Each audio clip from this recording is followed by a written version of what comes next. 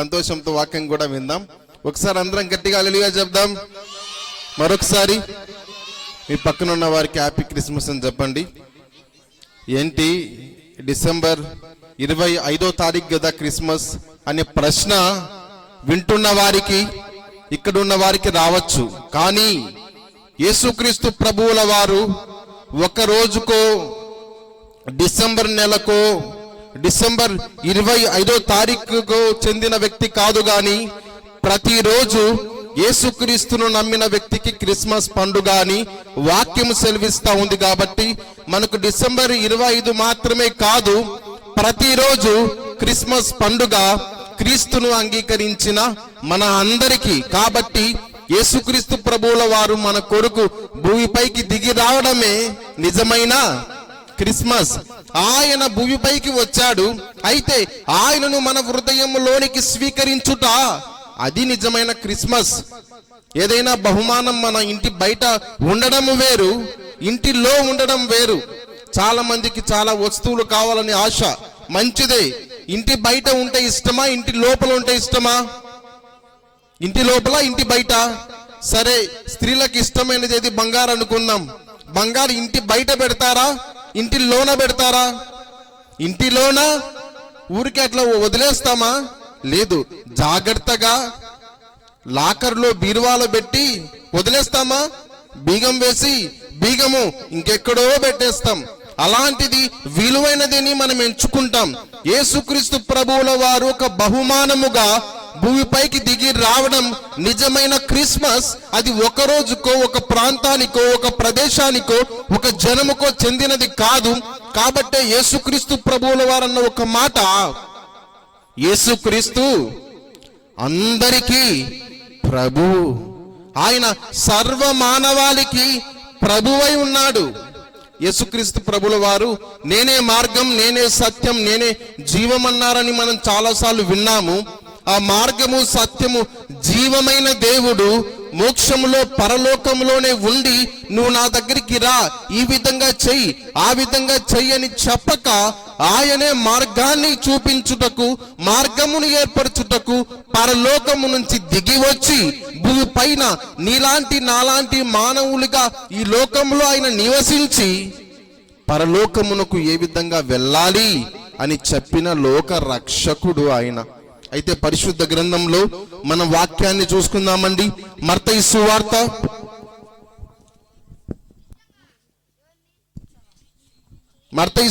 1వ అధ్యాయం 21వ వచనాన్ని మనం చదువుకుందామండి. కనెను తన ప్రజలను వారి పాపముల నుండి ఆయనే రక్షించును. ఆమేన్. ఆయనకు యేసు అను పేరు పెట్టుదవనెను. ఆమేన్. తన ప్రజలను వారి పాపముల నుండి ఆయన రక్షించును. ఈ లోకంలో వాక్యం సెలవిస్తా ఉంది, అందరూ పాపము చేసి దేవుడు అనుగ్రహించిన మహిమను కోల్పోయారని దేవుడే పాపము నుండి రక్షించుటకు భూమిపైకి అవతరించాడు, భూమిపైన అడుగుపెట్టాడు. భూమిపైకి దిగి రావడానికి ముఖ్య కారణం మానవులలో ఉన్న పాపమును తొలగించుటకు. అనేకమైన విషయాలు రాయబడ్డాయి. యేసుక్రీస్తు ప్రభుల వారు ఎందుకు ఈ లోకానికి వచ్చారు అని. అయితే యేసుక్రీస్తు ప్రభుల వారు రావడానికి ముఖ్య కారణం మానవులలో ఉన్న పాపాన్ని తొలగించి, మానవులలో దేవుని యొక్క పరిశుద్ధతను నింపి, మానవులకు దేవునికి అడ్డుగా ఉన్న పాపపు గోడను తీసివేసి ఆయన మనకు దగ్గరగా రావాలి, మనము ఆయనకు దగ్గరగా రావాలి అని ఆయనే దిగి వచ్చి మనలను హత్తుకోవడమే క్రిస్మస్ అంటే. ఎక్కడో ఉండి నువ్వు ఆ విధంగా చెయ్యి, ఈ విధంగా చెయ్యి, అక్కడ ఈ విధంగా ఉండు, ఆ విధంగా అన్న దేవుడు కాదు. గాని తనను తానుగా నీ కొరకు బలియాగమైన దేవుడు యేసుక్రీస్తు ప్రభువుల వారు.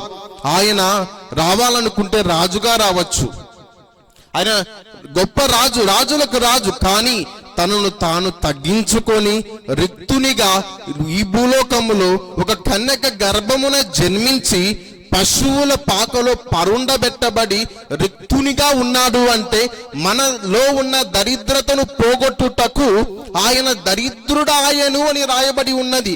ఎందుకు?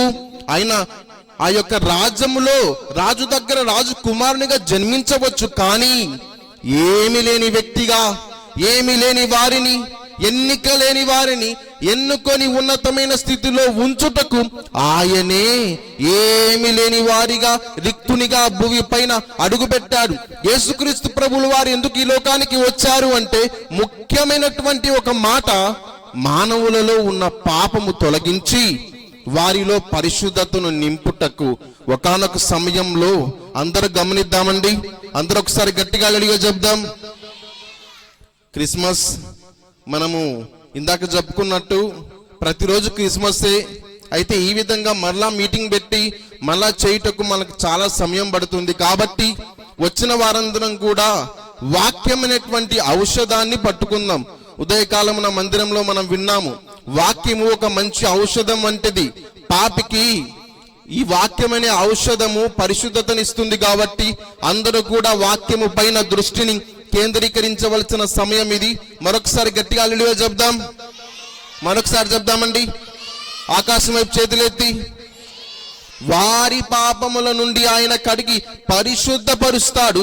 పాపమును తొలగించుటకు భూమి పైన యేసుక్రీస్తు ప్రభుల వారు అడుగు పెట్టారు. అయితే ఒక వేటగాడు వేటాడుతూ ఒక సమయంలో ఒక పెద్ద చెట్టుకి ఒక చిన్న చెక్కతో చేయబడిన ఒక పెట్టను బాక్స్ ని పెట్టాడంట. ఆ బాక్స్ లో కొన్ని వేరుశనగకాయ పప్పులు పెట్టాడు లోపల. అక్కడ చాలా కోతులు ఉంటాయండి. కోతులు బాగా ఉంటాయా? చెప్పిన మాట వింటాయా? ఎవరైనా పిల్లోడు అల్లరి చేస్తే ఏమంటాం? అరే కోతి ఏందిరా ఇది అంటారు కదండి. చాలా మంది పిల్లల్ని నువ్వు కోతిరా ఏందిరా ఇట్టు చేస్తున్నావు అంటారు. ఆ విధంగా ఎవరైనా అల్లరి చేస్తుంటే తల్లిదండ్రులు కూడా కోపం వచ్చినప్పుడు కోతి శ్రేష్టలు మాను, ఇప్పుడైనా మంచి శ్రేష్టలు కలిగి ఉండు అని చెప్తారు. అవునా కదా అండి? ఇక్కడున్న తల్లిదండ్రులందరికీ తెలుసు. అయితే ఒకానొక వ్యక్తి వేటగాడు చెట్టుకి ఒక బాక్స్ చెక్కతో చేయబడినది కట్టి పెట్టేశాడు. దానిలో ఏం పెట్టాడు? శనగకాయ పప్పులు పెట్టాడు. అక్కడ చాలా కోతులు ఉన్నాయి. దానిలో ఒక కోతి వెళ్ళి ఆ యొక్క కోతిని చెయ్యి పెట్టుటకు చిన్న రంధ్రం ఉంది. కేవలం కోతి చెయ్యి పెట్టేంత రంధ్రం మాత్రం ఉంది. ఆ యొక్క కోతి చెయ్యి రంధ్రం పెట్టేంత స్థలం ఉందని ఒక కోతి వెళ్ళి ఆ బాక్స్ లో చెయ్యి పెట్టింది. చెయ్యి పెట్టి దానిలో ఉన్నటువంటి ఆ యొక్క పప్పుల్ని గట్టిగా పట్టుకున్నది. లాగుతా ఉంటే రావడం లేదు. ఎందుకు రావడం లేదంటారు? ఆ యొక్క బాక్స్ లో చిన్న రంధ్రం ఉంటే దానిలో నా చెయ్యి చూడండి, చిన్నగా చెయ్యి పెట్టింది. చెయ్యి పెట్టేసిన తర్వాత గట్టిగా పట్టుకున్నది. ఈ లాగుతూ ఉంటే అది పిడికలు బిగించింది కాబట్టి రావడం లేదు. ఒకవేళ చెయ్యి రావాలి అంటే ఏం చేయాలి? పిడికలు వదిలిపెట్టేసి చెయ్యి తీయాలి. ఇదే నియమము, ఇదే నిబంధన. అది ఏం చేసింది? బాక్స్ లో చెయ్యి పెట్టింది, కొద్దిగా స్థలం ఉంది, అది పట్టుకొని లాగుతా ఉంటే రావడం లేదు. అయితే ఆ పిడికలు బిగిస్తే సింపుల్ గా చెయ్యి వస్తుంది. వేటగాడు దగ్గరికి వస్తున్నాడు. ఈ కోతి శ్రేష్టలు కలిగి ఉంటుంది కాబట్టి పట్టుకొని లాగుతా ఉంది, రావడం లేదు. ఆ కోతి ఏం చేసిందంటే తను కోరుకున్న ఆ యొక్క వేరుశనగ పప్పులను విడిచిపెట్టకుండా ఏ విధంగానైనా కావాలని లాగుతానే ఉంది. అయితే అది విడిచిపెట్టి వెళ్ళిపోలేదు. వేటగాడు వచ్చి దాన్ని పట్టుకొని తన ఇంటికి తీసుకెళ్లాడు. మనం గమనించినట్లయితే ఆ యొక్క పప్పులు అనేవి పాపం అనుకుందాం. ఆ కోతి ఆ యొక్క మానవుడు చేసిన తప్పిదం అనుకుందాం. దేవుడు వద్దు చెయ్యొద్దు ఇది మాను అంటున్నా ఆ వేటగాడు దగ్గరికి వస్తున్నా దానిని విడిచిపెట్టగా పట్టుకొని ఎంతగా అది విడిచిపెట్టి వెళ్ళిపోవచ్చా లేదా అండి? వెళ్ళిపోవచ్చు, కానీ విడిచిపెట్టుటకు ఇష్టపడలేదు. ఆ పిడికిలి విడిచిపెట్టి చేయి తీసేసింటే క్షేమంగా ఉండేది.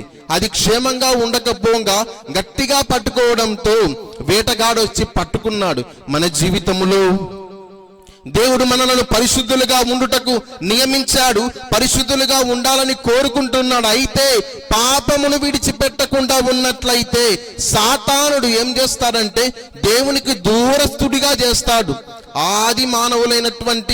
మొట్టమొదటి మానవులైనటువంటి అవ్వ ఆదాము చేసిన పని కూడా ఇదే. దేవుడు ఏమన్నాడంటే చక్కగా ఏదేని తోటను నిర్మించాడు, వారికి కావలసిన సమస్తాన్ని అనుగ్రహించాడు. అనుగ్రహించిన తర్వాత వారికి చెప్పాడు ఏమని అంటే, మీరు ఇక్కడున్న పండ్లన్నీ తినండి, కానీ ఒక చెట్టు ఫలాన్ని తినద్దయ్యా అంటే అన్నీ విడిచిపెట్టి తినద్దన్న దానిని పట్టుకొని ఈ లోకానికి ఏం తెచ్చారంటే శాపమును పాపమును తెచ్చిపెట్టి ఎంతగా దాన్ని విడిచిపెట్టలేదు. పాపము వలన వచ్చు జీతము మరణం. అందుకే మానవునికి మరణం సంభవించింది. ఆ మరణమును, ఆ పాపమును, ఆ శాపమును తొలగించుటకు యేసు క్రీస్తు ప్రభువుల వారు భూమి పైకి అడుగుపెట్టాడు. మొట్టమొదటి మాట ఏంటి అంటే, మనుషులలో పాపము తొలగించాలి అని యేసుక్రీస్తు ప్రభువే మానవునిగా దిగి వచ్చాడు. రెండో మాట చదువుకుందాం. యోహాను సువార్త 6వ అధ్యాయం 2వ వచనం. రోగుల ఎడల ఆయన చేసిన సూచక క్రియలను చూచి బహుజనులు ఆయనను వెంబడించిరి. మరొక మాట చదువుకుందామండి. అదే యోహాను సువార్త 5వ అధ్యాయం 1 నుంచి 7 వచనాలు మైక్లో చదువుదాం. పండగ ఒకటి వచ్చెను గనుక యేసు యెరూషలేమునకు వెళ్ళెను. యెరూషలేములో గొర్రెల ద్వారము దగ్గర హెబ్రీ భాషలో బెతెస్దా అనబడిన ఒక కోనేరు కలదు. దానికి 5 మంటపములు కలవు. ఆయా సమయములకు దేవదూత కోనేటిలో దిగి నీళ్లు కదిలించుట కలదు. నీరు కదిలింపబడిన పిమ్మట మొదట ఎవడు దిగునో వాడు ఎట్టి వ్యాధి గలవాడైనను బాగుపడును. గనుక ఆ మంటపములలో రోగులు, గ్రుడ్డివారు, కృంటివారు, ఊచ కాలు చేతులు గలవారు గుంపులు గుంపులుగా పడి ఉండిరి. అక్కడ 38 ఏండ్ల నుండి వ్యాధి గల ఒక మనుష్యుడుండెను. యేసు వాడు పడి ఉండుట చూచి వాడప్పటికి బహుకాలము నుండి ఆ స్థితిలో ఉన్నాడని ఎరిగి, స్వస్థపడ గోరుచున్నావా అని వారిని అడగగా, ఆ రోగి, అయ్యా, నీళ్లు కదిలింపబడినప్పుడు నన్ను కోనేటిలోకి దించుటకు నాకు ఎవడునూ లేడు గనుక నేను వచ్చినంతలో మరొకడు నాకంటే ముందుగా దిగునని ఆయనకు ఉత్తరమిచ్చెను. యేసు, నీవు లేచి నీ పరుపెత్తుకొని నడువుమని వానితో చెప్పగా, వెంటనే వాడు స్వస్థత నొంది తన పరుపెత్తుకొని నడిచెను. ఆమేన్. దేవునికి మహిమ కలుగును గాక. మొట్టమొదటి మాట, యేసుక్రీస్తు ప్రభువుల వారు పాపమును తొలగించుటకు భూమిపైకి దిగి వచ్చాడని విన్నాం. రెండవ మాట, ఆయన చాలా విషయాలు ఉన్నాయి. ఆయన ఎందుకు వచ్చాడు అంటే, మనం ఈరోజు మహా అంటే ఒక 3 విషయాలు తెలుసుకుంటాం. రెండవది యోహాను సువార్త 6:2 చదువుకున్నాం. తర్వాత యోహాను సువార్త 5వ వచనం నుండి మనం చదువుకున్నాము. ఏమని అంటే, రోగులను బాగు చేయుటకు వచ్చాడు.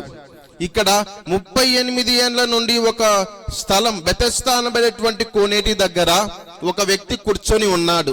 ఎన్ని సంవత్సరాలండి? 38 సంవత్సరాల నుండి ఒక వ్యక్తి అనారోగ్యముతో కోనేటి దగ్గర కూర్చున్నాడు. అయితే ఆ కోనేటి దగ్గరికి దేవదూత వచ్చి మొట్టమొదటిగా ఆ నీళ్లను కదిలించినప్పుడు ఎవరైతే ఆ నీళ్లలో దిగుతారో వారు వ్యాధి గల వారైనా సంపూర్ణ ఆరోగ్యము పొందుకుంటారని అందరికీ తెలుసు. అయితే ఆ వ్యక్తి చాలా సంవత్సరాల నుంచి ఉన్నాడు. దేవదూత వస్తా ఉంది. అక్కడ ఉన్నటువంటి కోనేటిలో నీళ్లు కదిలించినప్పుడు ఒక వ్యక్తి దిగాడు, స్వస్థత పొందుకున్నాడు, వెళ్ళాడు. ఒక కుంటివారు ఆ యొక్క నీళ్ళలో దిగాడు, స్వస్థత పొందుకున్నారు, వెళ్ళారు. చూపులేని వ్యక్తి ఆ యొక్క దేవదూత వచ్చి కోనేటిలో నీళ్లు కదిలించినప్పుడు, ఆ యొక్క నీటిలో దిగినప్పుడు కళ్ళు వచ్చాయి, కాళ్ళు వచ్చాయి, సంపూర్ణ ఆరోగ్యము కలిగింది, ఇంటికి వెళ్ళారు. కానీ ఒక కుంటివారు లేదంటే ఒక గుడ్డివారు వచ్చినప్పుడు వారికి సహాయము చేయగలిగిన మనుషులున్నారు. అయితే ఇక్కడ 38 ఏండ్ల నుండి ఆ కోనేటి దగ్గర ఉన్న వ్యక్తి నీళ్ళల్లో దిగుటకు ఎవ్వరూ సహాయము చేయలేదు. ఏ ఒక్కరు సహాయము చేయలేదు. 1 సంవత్సరము కాదు, 5 సంవత్సరాలు కాదు, 20 సంవత్సరాలు కాదు, తన జీవితంలో చాలా కాలము, చాలా సంవత్సరాలు ఆ కోనేటి దగ్గర కూర్చొనే ఉన్నాడు. ఏ ఒక్కరు కూడా రావయ్యా, నీళ్ళలో నిన్ను తీసుకెళ్తాను అని చెప్పేవారు లేరు. ఈ లోకంలో ఏ ఒక్కరు కూడా బాగు చేసేవారు లేరు. పాడైపోయిన జీవితాలను బాగు చేసేవారు ఎవరైనా ఉన్నారు అంటే లోక రక్షకుడు మాత్రమే. హల్లెలూయా.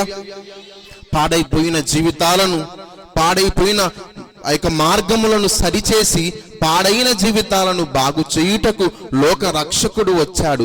స్వస్థత కలుగజేయుటకు వచ్చాడు. స్వస్థత రెండు రకాలు. ఏంటి? ఒకటి ఆత్మకు స్వస్థత, ఒకటి శరీరానికి స్వస్థత. ఏంటి? ఆత్మకు కూడా స్వస్థత ఉంటుందా? రోగము అనేది శరీరానికి ఉంటుంది, మనసుకి కూడా ఉంటుంది.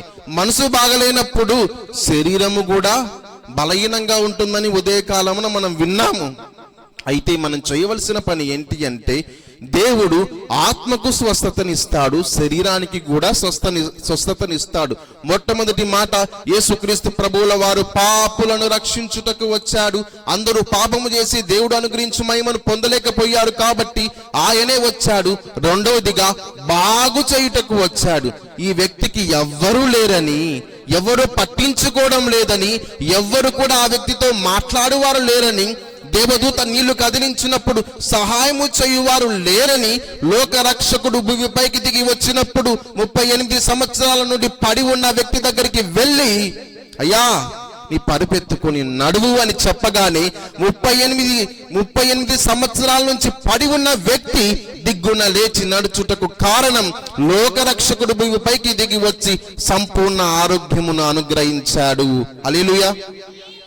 ఎవరైతే ఇక్కడ ఉన్నవారు, లేదంటే ఈ యొక్క శబ్దం సౌండ్ ద్వారా ఈ వాక్యం వింటున్నవారు, అనేక సంవత్సరముల నుండి మీరు కలిగి ఉన్న బాధను ఇంకా ఎవరు తీర్చలేరు అనుకుంటున్నారేమో, కానీ ఈ యొక్క యేసుక్రీస్తు ప్రభువుల వారి దగ్గర ప్రతి సమస్యకు పరిష్కారం అనేది ఉంది అనేది ఖచ్చితం, నిజం. ఎందుకు అంటే అనేక మంది యేసుక్రీస్తు ప్రభువుల వారి దగ్గరికి వచ్చినప్పుడు లేని వాటిని ఉన్నట్టుగా చేసి పలికి వారి జీవితాలను బాగు చేసిన లోక రక్షకుడు ఆయన. కాబట్టి ఆయన బాగు చేయగలిగిన శక్తిమంతుడు. మూడవదిగా చివరి మాట మాట్లాడుకుందాం. యోహాను సువార్త 3వ అధ్యాయం 16వ వచనాన్ని చదువుకుందామండి. సమయం త్వరగా వెళ్తా ఉంది, మనం కూడా త్వరగా.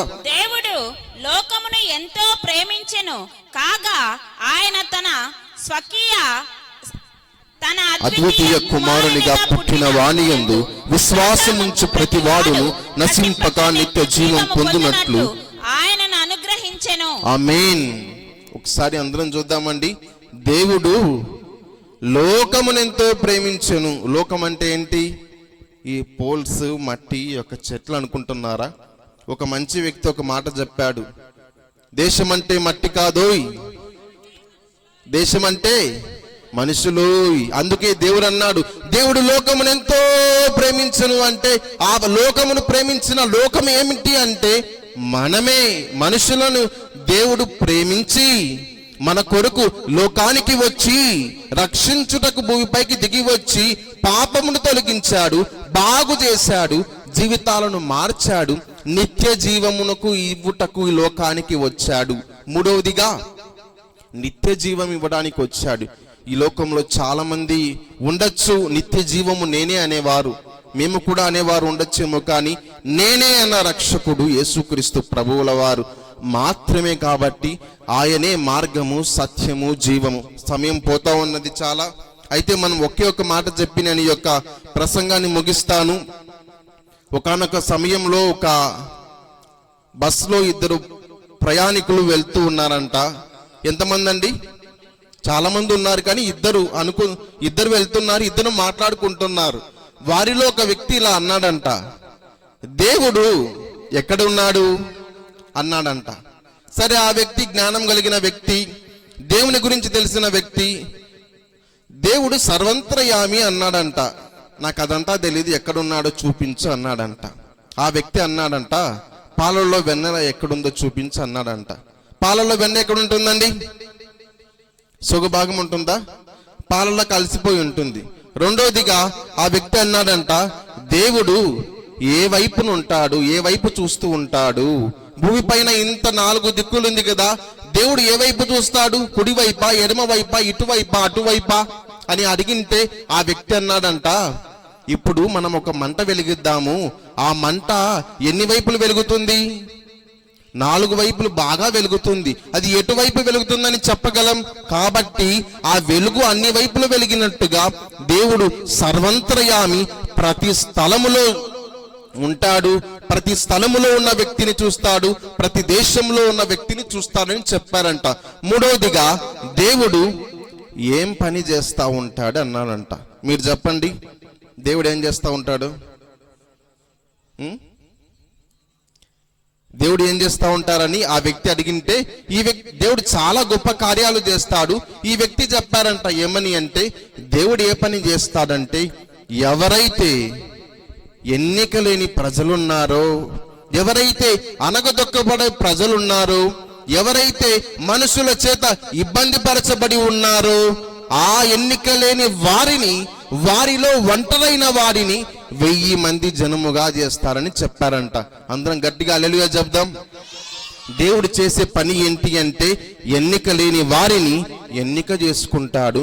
అందరూ అవమానించిన, ఎవరు పట్టించుకొనకుండా ఉన్న బెతెస్దా కోనేటి దగ్గర ఉన్న వ్యక్తిని దగ్గరికి వెళ్ళి, అయ్యా లేచి నీ పరుపెత్తుకొని నడువు అన్నాడు. నువ్వు లేచి నడవమని చెప్పలేదు, నీ పరుపెత్తుకొని నడచమంటే, నీవు ఈ ప్రాంతంలో ఈ స్థలములో ఉండుటకు ఇక ఎటువంటి మార్గము లేదు, సంపూర్ణ ఆరోగ్యము నీకు ఇచ్చానని చెప్పాడు. కాబట్టి ఆ వ్యక్తి సంవత్సరాల తరబడి పరిపేసుకుని పడుకున్నాడు అంటే ఇంకా ఆ వ్యక్తి అనుకున్నాడు, చావైనా బ్రతుకైనా ఇంకా ఆ పరుపు మీదే. ఒకవేళ దేవదూత వచ్చినప్పుడు ఏ మనుషులు లేకుండా ఉంటే నీళ్ళల్లో దొల్లైనా పడదాం, సంపూర్ణ ఆరోగ్యం పొందుకుందాం అనుకున్నాడు. అందరూ వచ్చారు. ఇప్పుడు గమనిద్దామండి, 38 సంవత్సరాల నుంచి ఉన్నాడు అంటే ఆ వ్యక్తికి స్నేహితులు ఉండరా? అనారోగ్యంతో ఉన్న స్నేహితులు ఉంటారు. వారు అతని కన్నా ఈ మధ్య 1 సంవత్సరం అయి ఉండొచ్చు, 6 నెలలు అయి ఉండొచ్చు. 6 నెలల్లో ఉన్నప్పుడు పక్కన కూర్చొని, ఆయన పక్కన సాప్ వేసుకుని ఉన్నాను అనుకుందాం. ఆయన బెడ్ వేసుకున్నాడు, చాలా సంవత్సరాలు సీనియర్, ఈయన జూనియర్. సాప్ వేసుకొని పడుకున్నాడు. సాప్ వేసుకొని దేవదూత ఆ యొక్క నీళ్లు కదిలింపగానే వచ్చి నీళ్ళలో పడ్డాడు. ఏమైంది? సంపూర్ణ ఆరోగ్యం కలిగింది, వెళ్ళిపోయాడు. ఈ వ్యక్తిని ఎవరు పట్టించుకున్నారు? నన్ను నీళ్ళలో దింపయ్యా అంటే, ఎప్పుడు దేవదూత వస్తుంది, నేను ఎప్పుడు నీళ్ళలో దింపాలి, కాబట్టి నేను పోయేస్తా, నువ్వు సీనియర్ ఇక్కడే ఉండు, నువ్వు చాలా స్పెషల్ మోస్ట్ మంచి వ్యక్తి అని చెప్పి వెళ్ళిపోయాడు. అయితే ఈ విధంగా అణచబడిన వ్యక్తులను బాగు చేయుటకు లోకరక్షకుడు వచ్చాడు. 3 మాటలు. మొట్టమొదటిగా పాపము నుంచి విడిపించుటకు వచ్చాడు, రెండవదిగా బాగు చేయుటకు వచ్చాడు, మూడవదిగా నిత్య జీవము పరలోక రాజ్యమును అనుగ్రహించుటకు వచ్చాడు. ఒక మాట చెప్పి ఈ ప్రసంగాన్ని ముగిస్తాను. మన జీవితములు లేవు కానీ ఒకే జీవితం. మనం మంచి చేసినా ఏ జీవితం? ఒకే జీవితం. చెడు చేసినా, పాపము చేసినా, పరిశుద్ధంగా ఉన్నా ఒకే జీవితం. ఎలా జీవించాలో వాక్యం ద్వారా విన్నాము.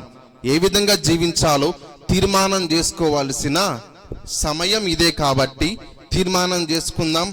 ఈ క్రిస్మస్ సందర్భంగా క్రీస్తు యొక్క శుభములు మీకును మీ కుటుంబాలకును ఆ దేవాతి దేవుడు దీవించి ఆశీర్వదించి నడిపించునుగాక.